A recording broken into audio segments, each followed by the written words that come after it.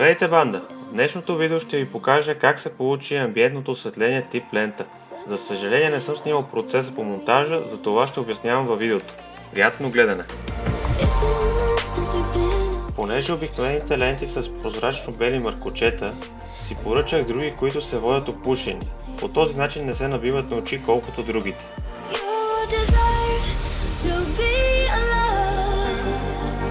За предните и задните кори беше достатъчно само да ги затисна в фугите.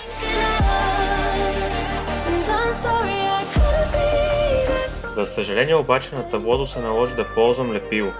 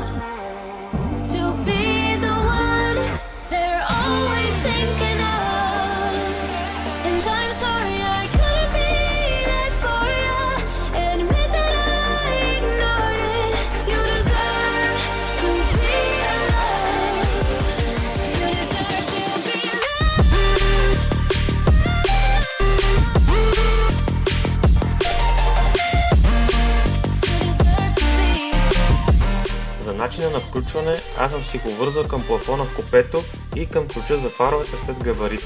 По този начин лентите светят нощно време, когато шофирам на фарове и се включват винаги, когато отварям вратата или отключвам колата.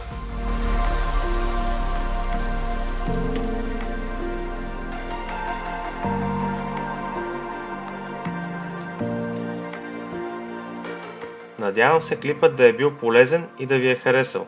До следващия път!